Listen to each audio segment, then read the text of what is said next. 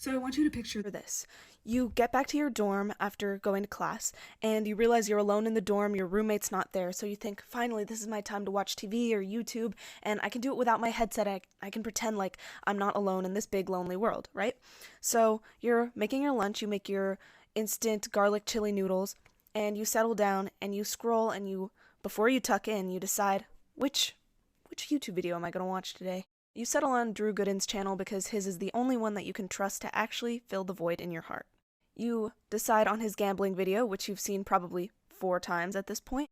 You click on the video, and this ad comes up. I hate to see you sad. Wouldn't you like to smile every single day when you follow your rule, Derrick Thompson? Hello everyone, welcome to my channel, where my subscribers are a small but mighty kingdom, and I, their queen, am destined to overtake the world once we hit 1K subscribers.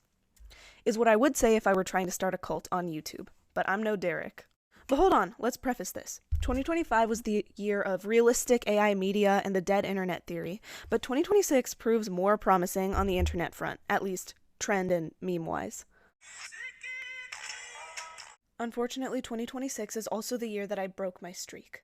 This is the first time I have ever clicked on a YouTube ad link. And what did it bring me to? No, I'm genuinely asking because I don't know what this is. Don't have to be a VIP to get more than just savings with Geico. Every customer gets tip-top service with 24/7 fast.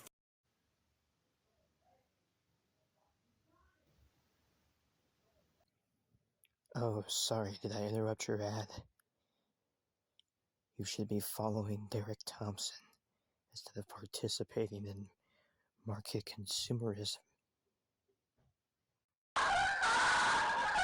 Oh, hell no.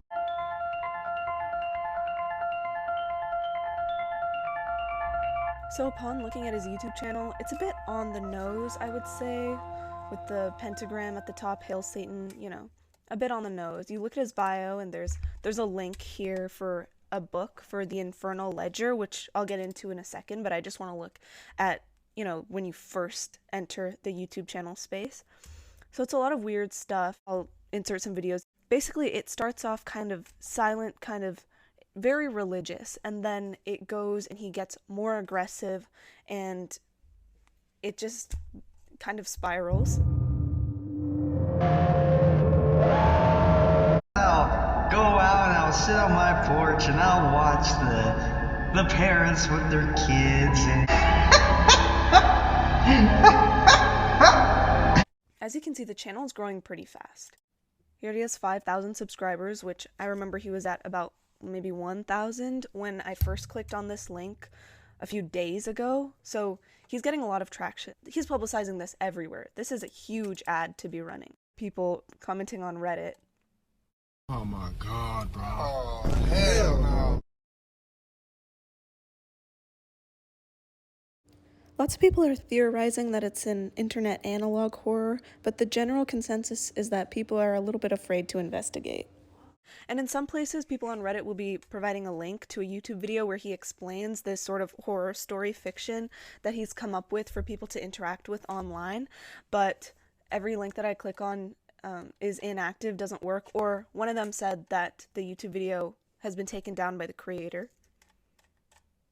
Probably because he's getting a lot of traction right now. But this is proof. Lots of people are tuning in, whether this is like a silly joke or an interactive story or a psychotic break. People really just want to know. So I took a look at the Infernal Ledger, or I didn't buy it because it costs $1 and I don't really want to give my credit card information to this website, but I read a sample, and it's not really a cult-style manifesto. It's more of a Bible-type religious book. So it follows kind of the upbringing of Derrick Thompson. It's set in the 1900s, following Derrick being kind of an outcast at his school, and he's struggling to make friends. So eventually he does make one friend, and he gets upset that they can't play for longer, and he holds that friend hostage for a little while until eventually he lets him go, and they return to school.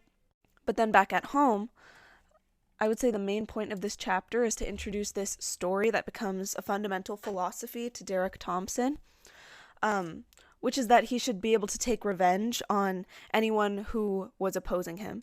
It was a 10% sample of the book, so I encourage you to go and look at it for yourself, derive meaning from it, but I will say there are a lot of grammatical errors that make it a little bit more difficult to read. In the beginning, it's fine. It starts off fine, just with some asterisks in weird places, but then it just becomes more grammatically incorrect and kind of veers off the rails a little bit with lots of asterisks, no quotes, and just weird capitalizations, and it seems like a lot of stage direction, which personally I wouldn't have done in my own religious work.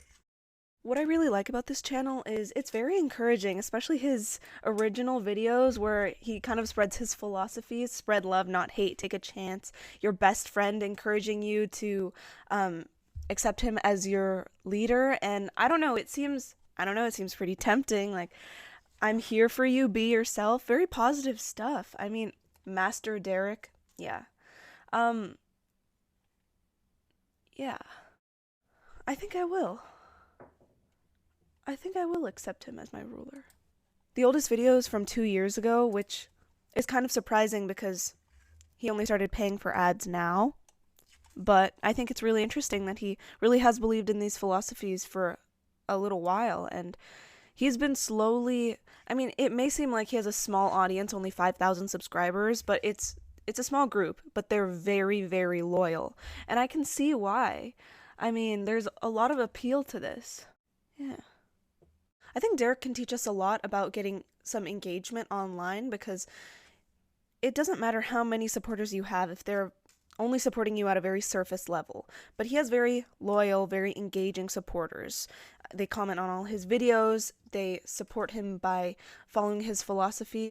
The main strategy that he uses to build his audience is by making short clips. Some of them are maximum 3.5 minutes, but a lot of them are less than 30 seconds, to be able to spread his philosophies to a very wide amount of people. Comparative to most channels that have very few subscribers, he does get quite a few views.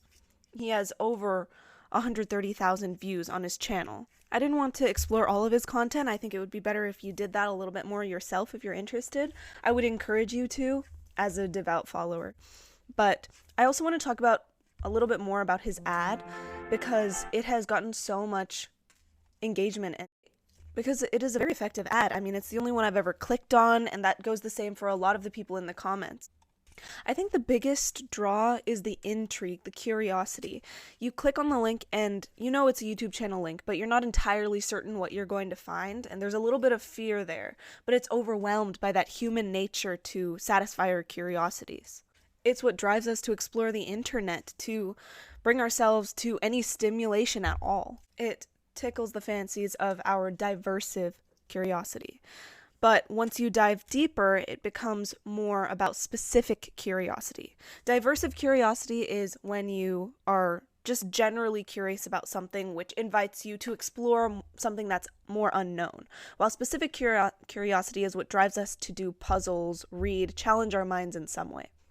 And by inviting us with this diversive curiosity at first, leading us into a space that we're overall unfamiliar with, we have only scratched the surface. In this video, I really just wanted to answer some questions if you've already seen his advertisement, but maybe were too afraid to click on it, or you didn't really know what it would entail, or maybe you never heard about this at all, and now I can introduce you to it and you can explore it more on your own. People, me not excluded, are just fascinated by this YouTube channel, and it's pretty evident in the comments section. Everyone just wants to be a part of something, even if it's a joke or even if it's a psychotic break. People love to see that stuff. But I believe that Derrick Thompson really is a diamond in the rough as a YouTube channel. He doesn't use fast-paced content, algorithm tricks, or TikTok clips to farm engagement. He just authentically is himself. His channel isn't perfect. It's not a perfectly constructed narrative, but all religions start somewhere. All of this to say, I accept Derrick Thompson as my ruler and will join his members in removing my skin. Let me know if you like this video. I enjoy consuming commentary content because it helps me put certain events, social events, cultural events in the broader context of society or culture as a whole. And they're also my personal form of brain rot, since I don't allow myself to use TikTok. And they also supplement my thinking. In typical narcissist fashion, I thought I should make one myself. That's it, and that's all.